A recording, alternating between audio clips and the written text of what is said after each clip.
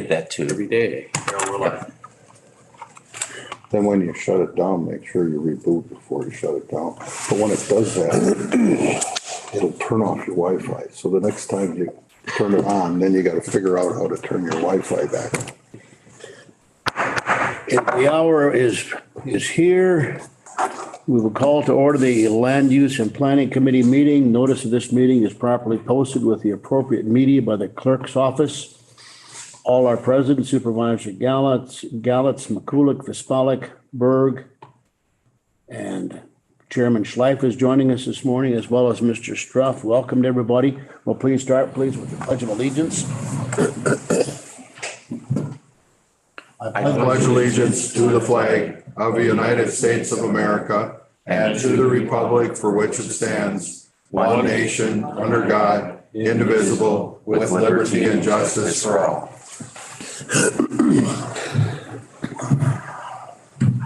We'll get right on to the consent agenda. I need a motion and a second for the consent agenda as presented. A motion, please. So motion. Mr. Spalik, Mr. Berg. I have some questions and comments. I'll state these first, then we'll continue with any discussion. I would like to request that all departments submitting reports should avoid using acronyms in those reports, or at least explain them in the first reference so people know what's going on.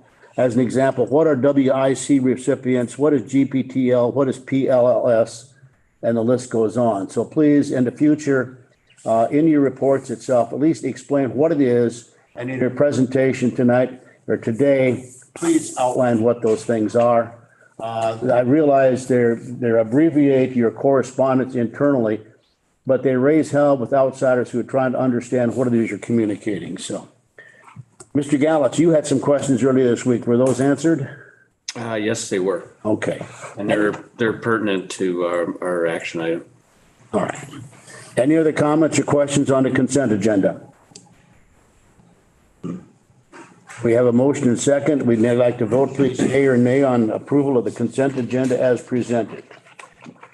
All in favor, say aye. Aye. Opposed? Moving on to the discussion items. We'll start out with the University UW Madison Division of Extension report that was a part of the program. Cindy, welcome. Glad to have you here this morning. Thank you. So, Heidi Johnson's joining me. Do you want me to just jump in with the updates for extension? Okay. Just want to give you a little bit of updates, a couple of them. The one that is in regards to our regional ag. In the past, we had a farm management educator, Steph Plaster, that was shared with Ozaukee and Washington County. In January of this year, we moved to a regional ag staffing plan, which included Mike Balwig, who's a crops educator, and he's housed in Sheboygan. Tina Coleman, who's a dairy educator, she's housed in Fond du Lac, and then Steph was part of that too. And they would cover the 4 counties that are in our area, which was Washington, Ozaukee, Fond du Lac, and Sheboygan. And you're aware of that. In May, Steph took a state position as a farm management outreach specialist. So what that does is then she covers a broader geographic area. She still does farm management in our area, but it's statewide. Is that correct? All right. So that's what's happening in that update. And Heidi's here if you have questions about the program, why we did what we did. We are not going to rehire for that position because in the staffing strategy, that farm management piece, there's actually 3 of those farm management outreach specialists that will cover the state. So they're not county area specific. Heidi, would you like to add anything? I don't think so. So just to reiterate, the staffing plan that Extension is going with for agriculture involves regional educators that cover crops and dairy. So you have a regional crops educator is Mike Balwig, and your regional dairy educator is Tina Coleman. All the other types of agriculture disciplines and horticulture are going to be covered by these outreach specialist positions, of which Steph took one of them. So we just hired 8 of them covering various disciplines. We have 3 farm management. We have several ag water outreach specialists that are working with the intersection of agriculture and water quality. We have a swine specialist, a beef specialist, a grazing outreach specialist. And so all those positions extension is funding at the state level, and they're going to cover the entire state. And then, like I said, the regional positions are just in dairy and crops, and you already have those 2 positions. So staff is going to stay working out of the same office. So I think that's a benefit for your area, because she'll still be there and she'll be doing farm management work. Her work is going to be focused on strategic business planning for farms, and she'll continue to do that in your area. And she'll have several colleagues doing things like farm financial and business or labor management for farms. So she'll be able to connect local producers to those resources as well. Mr. Schleif. Based on your recent experience with monitoring all this and managing, do we have enough people to fill the demand for their services? I believe we do, yeah. I don't think we would have moved to the regional staffing strategy if I didn't have that faith. And then I work with the institutes closely to make sure that we do. And they've been building out, as you know, like she just mentioned that they're hiring additional outreach specialists. So we do have that support. Maybe not that as what it was before, where you had a generalist. Now we've moved to the specialization. So I'm just going to jump in. One of the reasons the county executives team wanted this on today's agenda, specifically when we were talking about this, is the shift in the model of how they're delivering services. So what's happening is there used to be a local person. Now, and you can think COVID, they're going towards more specialized research and delivery of specialized education to farmers as they become, more specialized and also better equipped to get those resources online or, do virtual type things. What this has done countywide throughout the state is a lot of the counties, and this I think was being led by Calumet County, are upset by the loss of local control in the shift of the model. So we no longer have, and this is another example, we no longer have a lot of control over any of this program. Yet, so then other things like the office, the number of bodies, the support staff that we hire on the tax levy for these programs start to be called into question. So one of the things the counties association is doing is they are convening a subcommittee with UW Extension to essentially express kind of the collective feeling from the counties that they're unhappy with the loss of local control in these programming areas related to what, how the county is funded and the overall funding strategy. So Supervisor Mary has been appointed to that committee. But this conversation is going to, I think, keep coming to a head as it relates to who's left in the UW Extension office here. Because, Cindy, can you just speak to that and kind of talk through who physically is here and how they're shared? Well, the educators are here. Right. So we have Paul Roback, that's community development. Yep. He's here solely. We have Carol Breilich, she's here and she's solely Washington County. Ron, and she does HDR, Human Development and Relationships. Ron is our positive youth development educator. He's shared with Fond du Lac County. And then we have 4-H educator that's solely here. However, that individual has left his role, so we're in the process of hiring.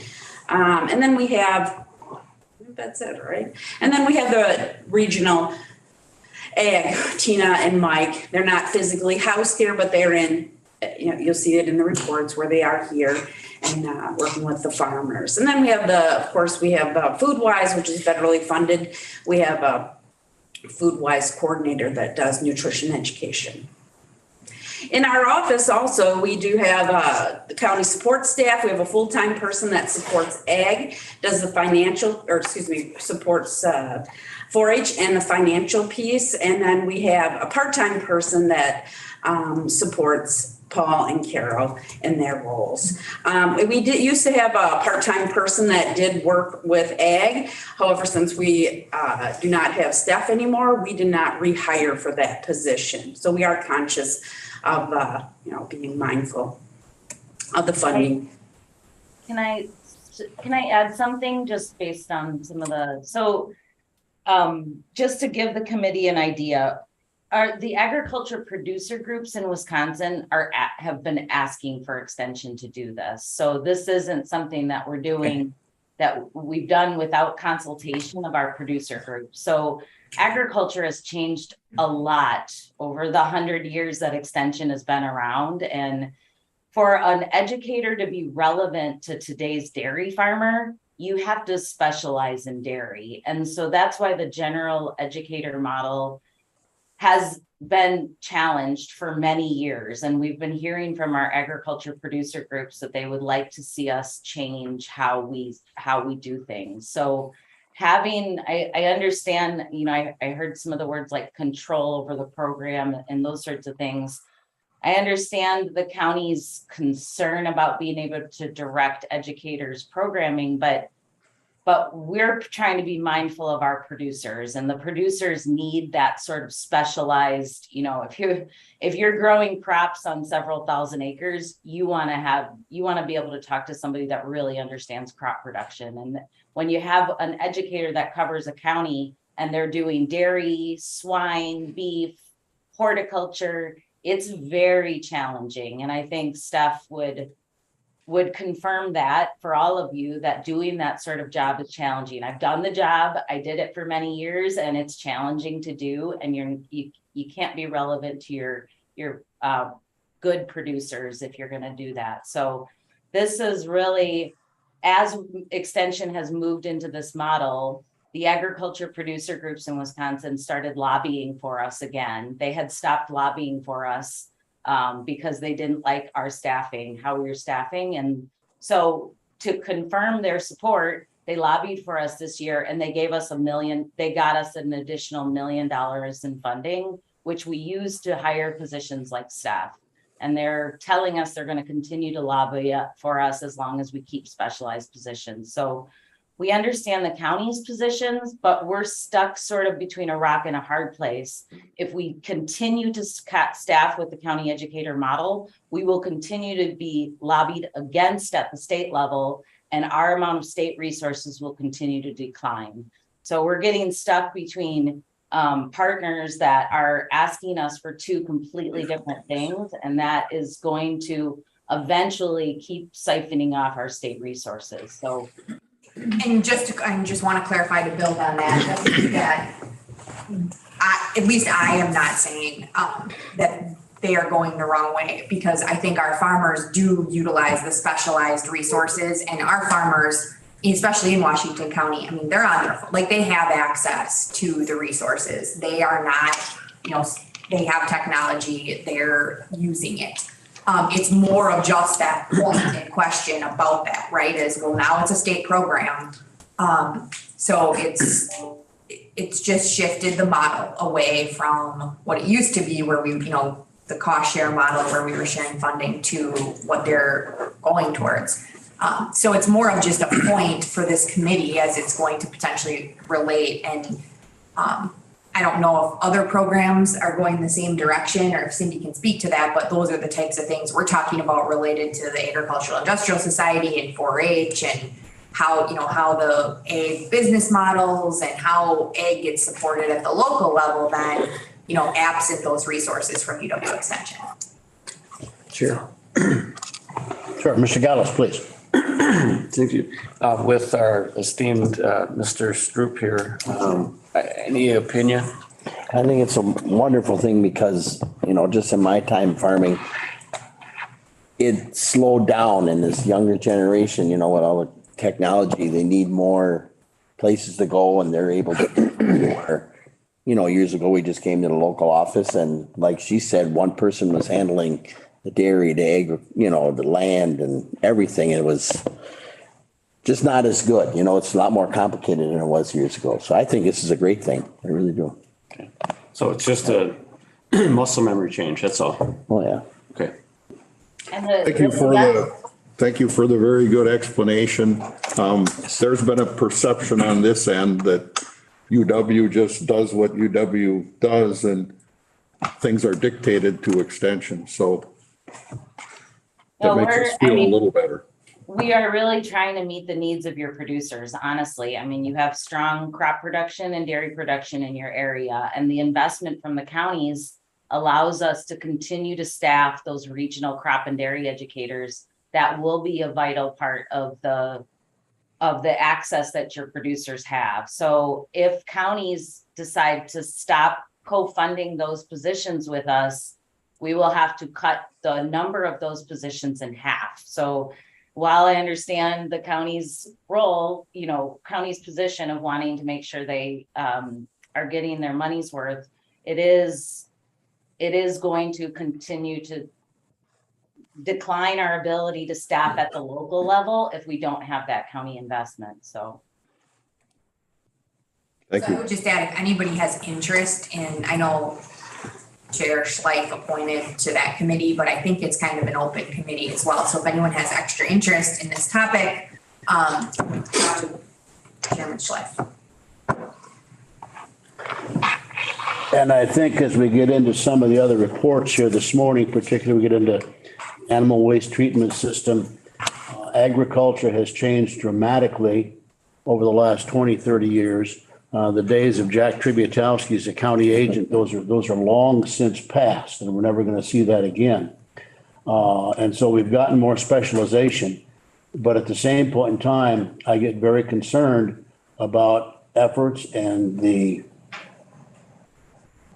funding, so to speak, and the support for programs like 4-H. That's not all ag. We got a tremendous number of urban kids involved in 4-H. And I want to make sure as we move forward, and I know Cindy, you and I have had some conversations on this, we want to make sure that that program gets all the support we can possibly get through the state and through the local level, from the county level, and again, through the leaders and the volunteers who are involved. So, yeah, I don't think there's any change. There is no plans for changing the staffing for 4-H.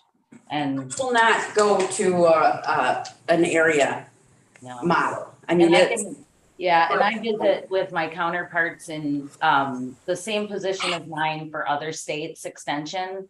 And that is across the board, everybody continues, even though they change other programming delivery models, 4-H continues to get staffed at a county level because it's just, everyone recognizes that it needs that much intense or density of staff to be able to deliver that type of programming with youth. So we don't foresee any changes with youth programming. good luck with your hiring. thank you. Thank you.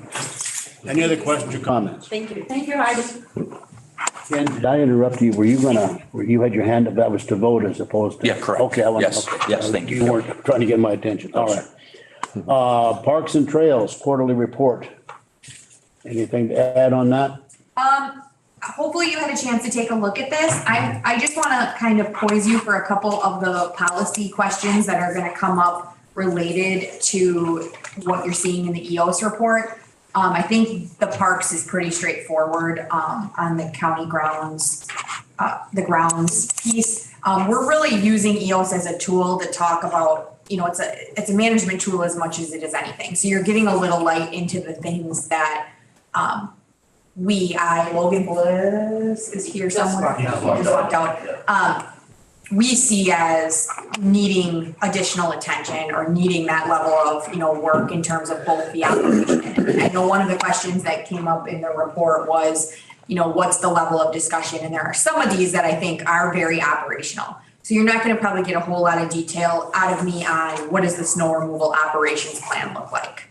I really don't think that's a role of the committee to talk through if the sheriff goes first. But you can see that's something that we feel the communication and needs a little bit more attention We continue to have staff turnover in that area. It continues to be a challenge going into the seasons. And so we're working on making that better. So there are some that you're gonna see that we're gonna even say like, well, that's a pretty operational initiative. Nothing on the snow removal plan is gonna come before you, but you do see staffing, you do see budgets, you do see salt budgets, you do see things related to that operation. In the next initiative, which is the next two are really this parks fiscally thriving plan concept that we're working on. And we've talked a lot about the revenue growth component of that, which is the part of the business planning where we're doing a lot of the forecasting of expenses and forecasting of where our revenues need to go. You have something to add? Continue. And so there are pieces woven in here that you are gonna see. So you see some of the new ideas. We're gonna talk about the Tough Mudder later. You're gonna see, cameras coming up soon and analyses on usage of the parks from the tap yard, from the mountain bike trails, from the just in general where we think those entrance fees are going to go related to needing to purchase additional cameras, that type of thing. That's an upcoming discussion you'll see related to this. The cabin campground, we just invested in that. Now we're at the point of trying to market it. You're hopefully going to see an increased emphasis in some of the marketing efforts and Travel Wisconsin efforts around the cabins. They are not booked, and we have some concerns about revenue projections here, which you'll talk about during the budget and during the business planning in that element. And then the last piece about the revenue growth, this is really where the business plans come into play, and you'll see that in the next one in how we're kind of reframing that. But this is specifically, and you will see a policy discussion on this at your next meeting, related to the fee and pricing setting that we're doing for the venues going forward. And this is going to tie into the next initiative that we're talking about. We're putting a lot of time into the next initiative, which is this Parks Fiscally Thriving Plan. And essentially what we've done is we've completed, I'm pulling up the targets to give you kind of an idea. Let's see if I can find it. So within the Parks Fiscally Thriving Plan expenditure planning piece, so we've completed our first target around the concept. And we've completed in both the golf component and the parks component with the on-track nature of these. We've completed all of the inventory and cost estimates of every project through 2050 at the golf course and within our park system. We've developed the templates for analysis related to exactly how that's going to look. We've now done the cash analyses as well as the fund balance analyses on the affordability of those projects. We've got them in categories related to developing the recommendations around funding strategies.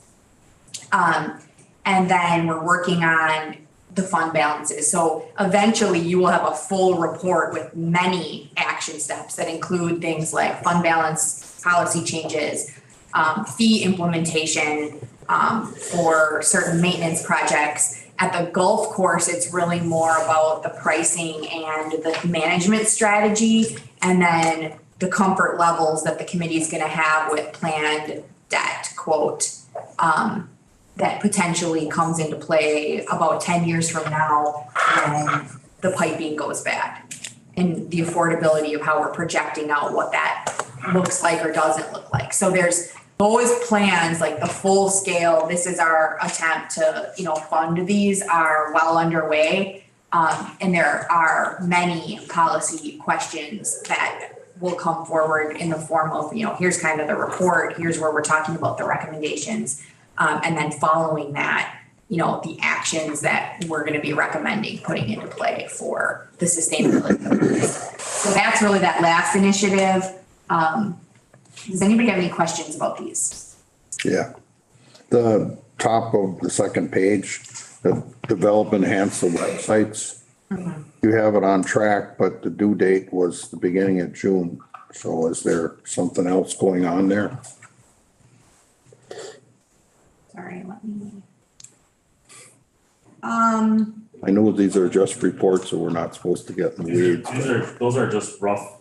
Those are Yeah, just rough so dates too, that's not gonna stick. Are we having, the initial, yeah, that's just an error. The research, so the targets within that, research and train on the development tool. So we had some turnover here and developing the schedule for implementation, and then the website fully operational and available to the public. The park's new homepage target date is August 31st. So there's really a couple things happening with this website. There is a new washcowisco.gov/parks, which will have its own navigation and its own news. And so it'll be kind of research. It'll be more like the county's homepage in terms of look and feel than the current design in terms of what you're looking at. The other piece of this target of this piece is the venue websites themselves. So the barn at Sandy Knoll, the barn at Homestead Hollow, and the hall at Glacier Hills, in addition to the cabins. Those right now are operating kind of twofold between washcowisco.gov and an old ArcGIS website that has all of our SEO. And those, we finally got the green light to rebuild. acronyms? Search engine optimization.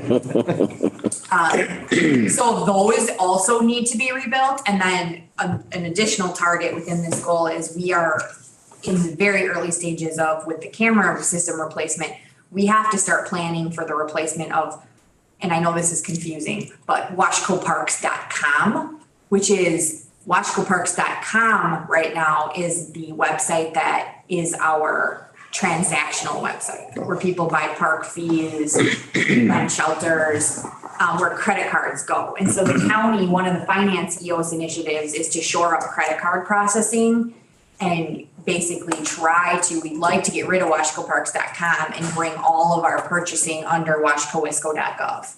So that piece of it isn't resolved, and there's some problems with washcoparks.com with security. It's getting older. Like somebody needs to wrap that in. So that was like the third stage of the website design. So Parks was a little more complicated in its website project, and so it's behind the launch. But reiterating, the first target there, 8/31, will be a new washcowisco.gov/parks homepage with news, events, and a parks navigation more comparable to what other county park areas have.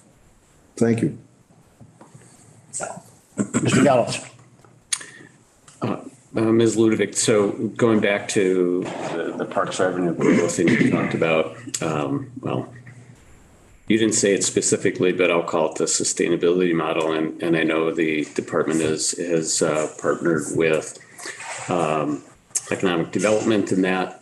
I'm just curious if that's being revisited to your point about the occupancy and what is sustainable level, for cabins and so on, as well as if we're looking to bring another, 3,000 or 200 some, reoccurring, 500 reoccurring visitors.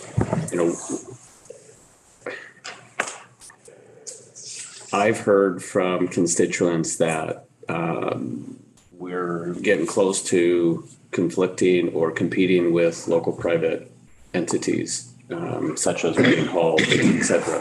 And I know this, I'm just saying that, right? So if we have some model and it says we're going to be at 90% occupancy or whatever for state sustainability, we may be getting, some pushback from community members that believe that their business is being impacted by the county running its business. So I just share that with all of you.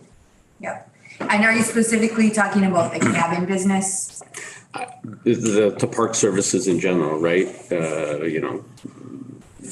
know you and I have had this discussion, so I don't want to get off track here, but the wedding chapels, and how do they compete with others locally and barn chapels and so forth. So I just want us to be cautious that we're not too aggressive with our sustainability, and all of a sudden now we're too much, and then we have to scale back, and now we have all this expenses that we aren't recouping.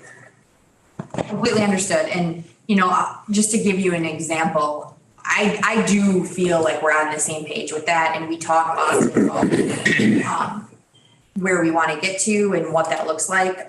Folk Song Farm, we are meeting with them coming up. They're going to come out to Heritage Trails and take a look at the barn that's out there. They're right up the road. And we're going to talk about the Tough Mudder. That's actually one of the targets in the develop ideas and events to increase park usage areas, along with metrics for mountain bike trails and paddle break and some event partnerships.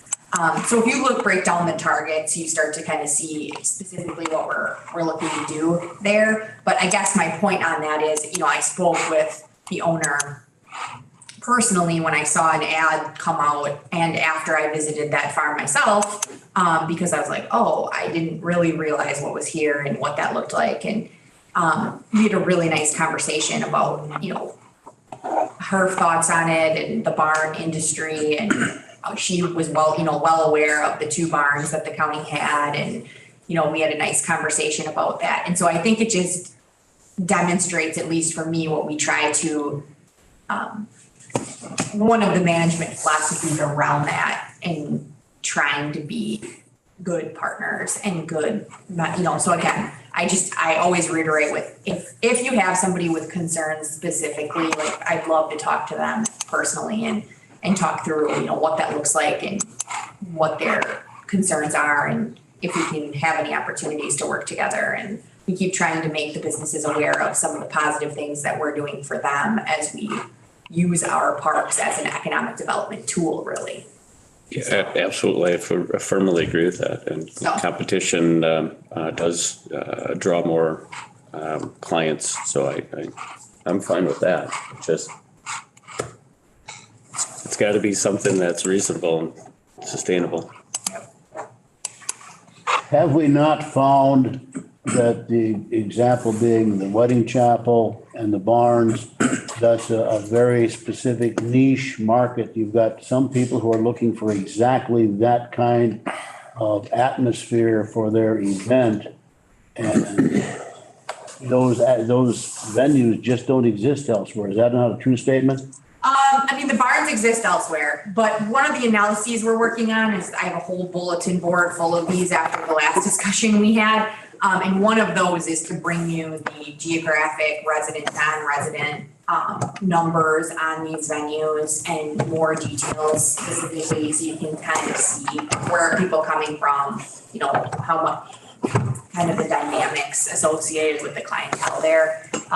So that is on the list, and I expect that we'll have more details specifically about that next month when we talk about the pricing and the recommended pricing strategy for 2024 at those venues. That is something this committee approves. Usually you approve fee ranges with the budget. However, we book 2 years, 18 months, 2 years out for those venues. So we're getting to a point where we're preparing to book 2024.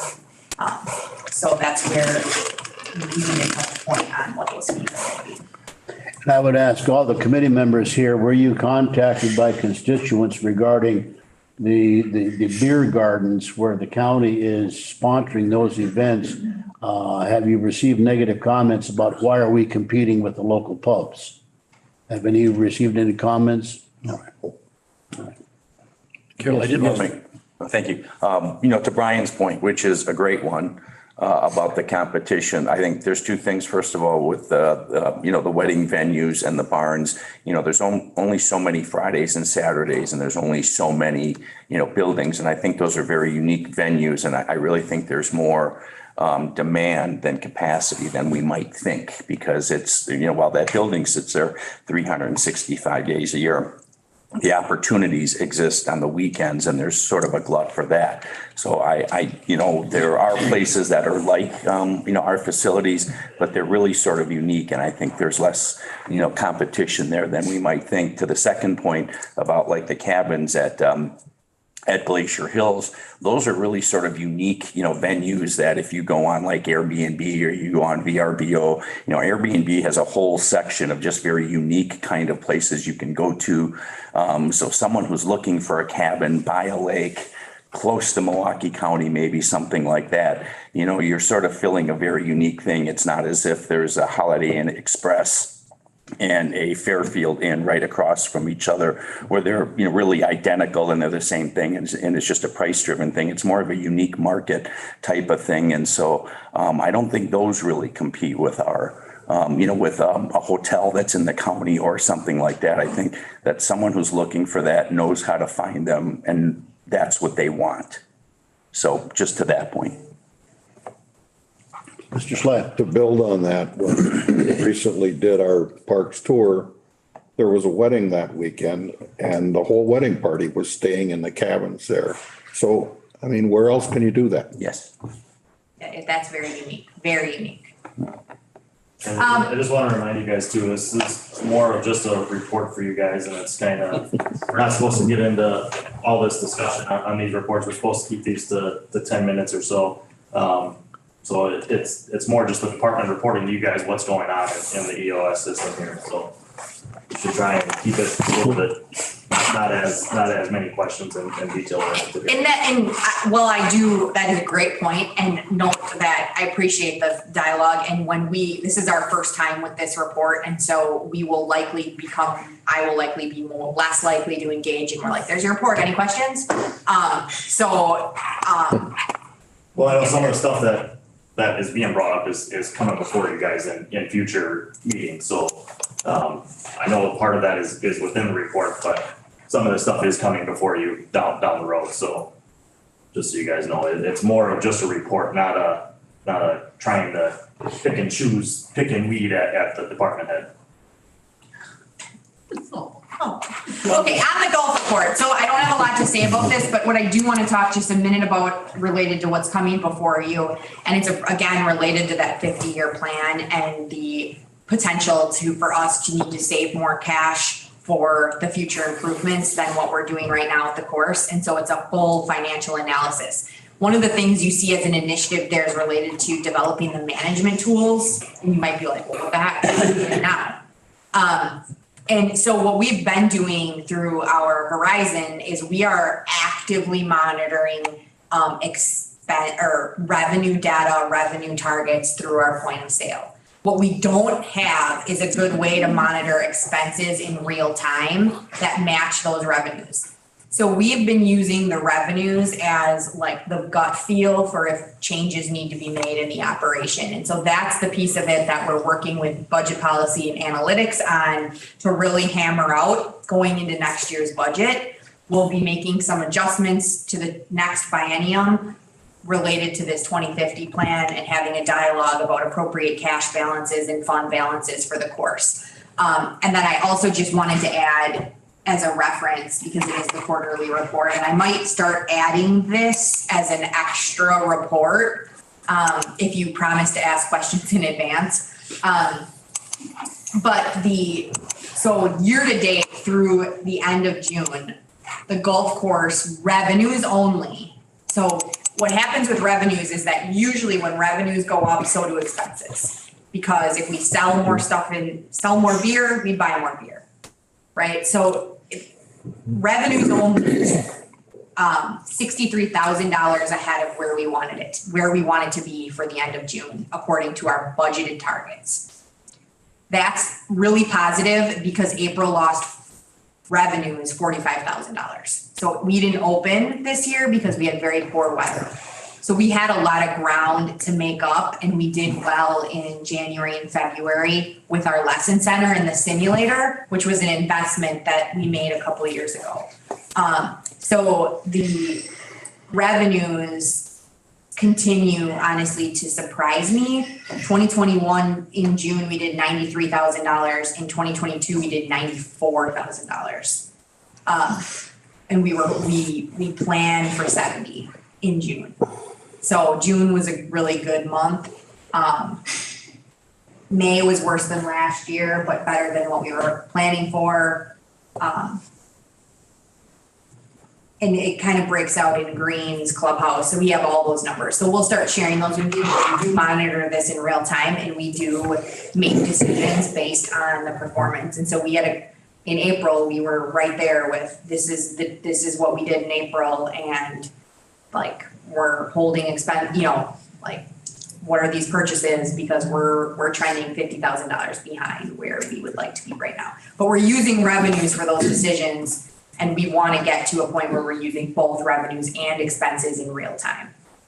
And we're gonna have to manage to fund our 50-year capital plan. So you're gonna see that decision coming before you. Any questions on the golf report? Yes. We have a special event coming up. Yes, we do. It is. That's not on this report though. Can that not be covered as part of the It's report? not on, well, it's not included within the agenda, so. Holy Christ. All right. Moving on. The waste animal report. Yep, are there any questions about that? This one is in your packet, and Paul Sebo's quarterly report is next month. He's on vacation today, and he's gonna come and give you also a little mini presentation on this topic. However, it is going out to the public via RFP, so we wanted to put something on your agenda so you knew, like, oh yeah, they did tell us about this. Any questions? Yeah, I do. Yes, Supervisor Gallantz. I believe part of it is also finding a suitable, For the actual system? right, Or as part of the feasibility, I'm sure they would gauge where specifically they would recommend putting something, yes. And the full RFP packet is gonna be on the website, and so if you read that, you will read exactly what we are looking to do. And we can actually email a link to this committee, which you can have before next month, so you can be prepared with any questions you have. I'll write that down.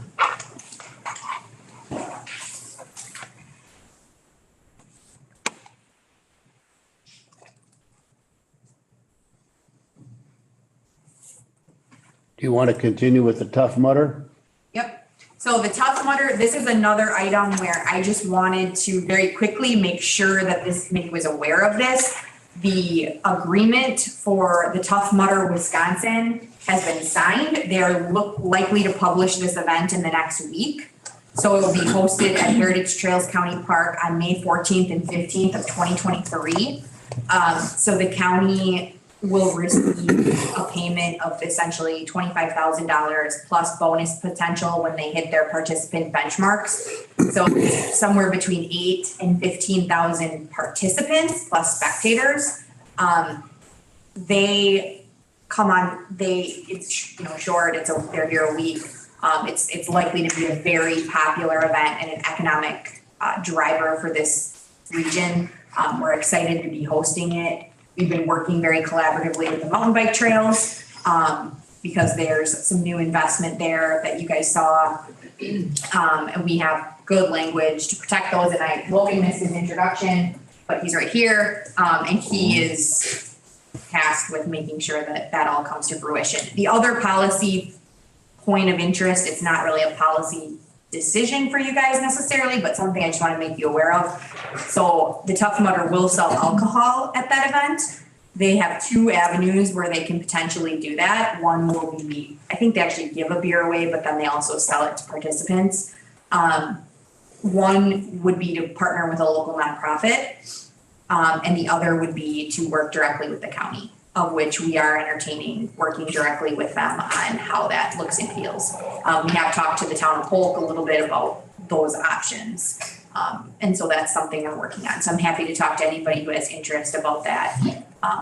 But we are kind of at a point where we want to make sure local businesses are aware of it. And if you're out in the public, please help share the word, or if there are questions or concerns.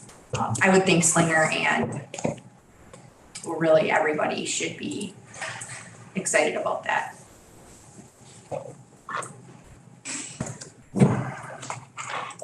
Anything else to report on the discussion items?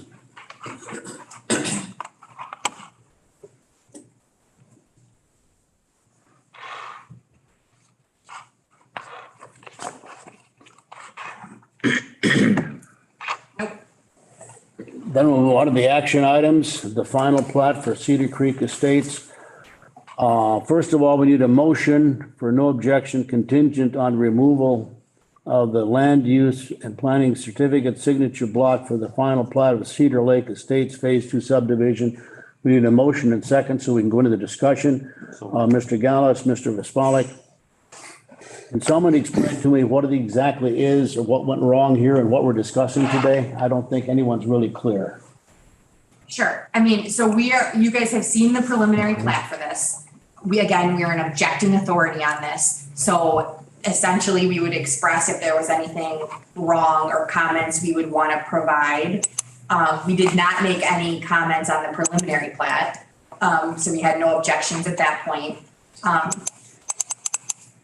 It's in the Village of Slinger, so they're the ones who are really vetting this and have the responsibility. This is an example of what we talked about, that in the future, this really doesn't need to come before you again for no objections. Somewhere along the line, their engineers added a signature block on the plat for us. It wasn't on the preliminary plat, it was just on the final plat, so we're not sure what happened. But we don't sign it, so we're not. We can just start telling them essentially to remove that.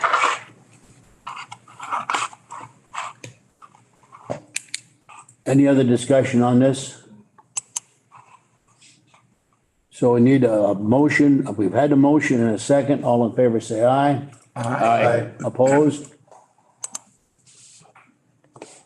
Next is item B, a resolution to transfer $225,000 from the Wisconsin Land Information Program Revenue Fund to land record expense for the historic tax roll scanning project. Again, we need a motion and second, so we can go into discussion. Mr. McCulick, Mr. Vispalik.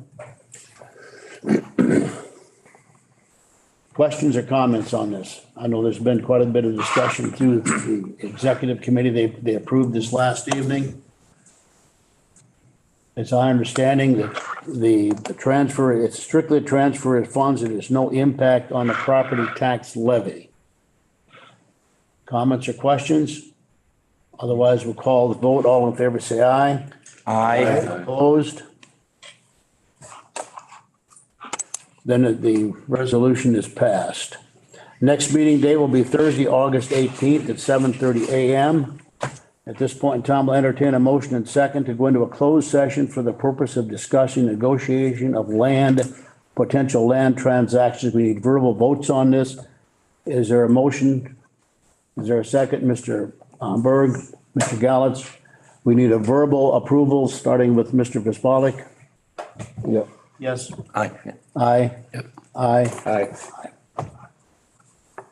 All right, at this point in time, we'll go into closed session. Will someone secure the room, please?